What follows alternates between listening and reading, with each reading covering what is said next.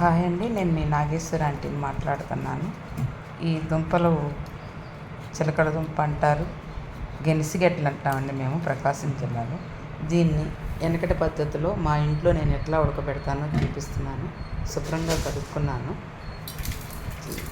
కొంచెం పెద్దగా ఉన్నాయని చెప్పి సగాన్ని కట్ చేసి కొంచెం ఉప్పు వేసుకొని దాంట్లో నీళ్ళు ఇవ్వండి. ఆ తపాడులో ఆల్రెడీ కొంచెం నెయ్యి వేసాను, మళ్ళీ నెయ్యి వేసాను.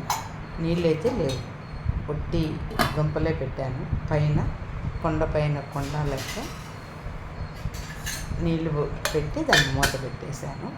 ఇప్పుడు గ్యాస్ వెలిగించుకుంటున్నానండి.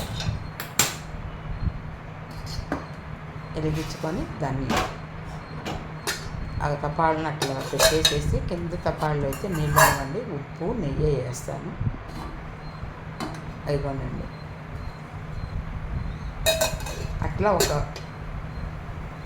మీడియం సెగలో పెట్టుకున్నామండి, హైలో పెట్టుకోవద్దు. మీడియం సెగలో పెట్టుకొని మళ్ళీ ఒక 5 నిమిషాలు ఆగినాక పై తపాళ్ళు తీసి కింద తపాళ్ళతోటి అది చూడండి నీళ్ళు ఏమి అట్లా ఎగరేసి మళ్ళీ పెట్టుకోవాలి.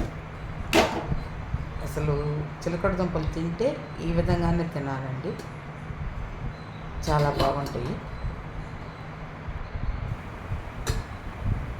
చూడండి పైన నీళ్లు తెల్లుతున్నాయి, దుంపలు ఉడికిపోయినాయండి. అయిపోయినండి, మెత్తగా ఉడికిపోయినాయి. దాన్ని ఇంకా కదిలించొద్దు, కాసేపు అట్లానే ఉంచుతాము. ఒక 10 నిమిషాలు అట్లా ఉంచేసేసి గ్యాస్ ఆపేసి 10 నిమిషాలు అట్లా ఉంచుకొని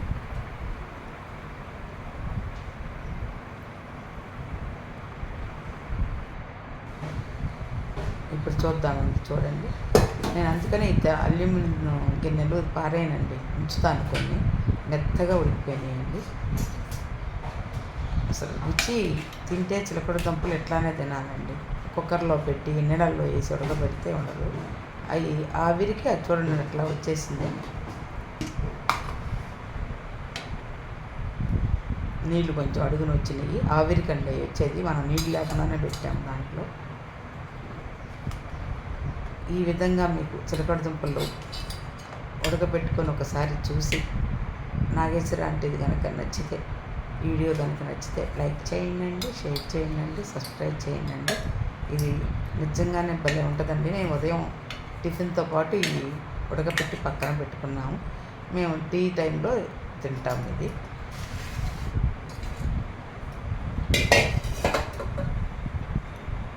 ఇవన్నీ వెనకటి రోజుల్లో అమృతాలండి. నూనె పోసి వండితేనే కాదు, పన్నీర్లు వేస్తేనే కాదు, కొండ పైన కొండ.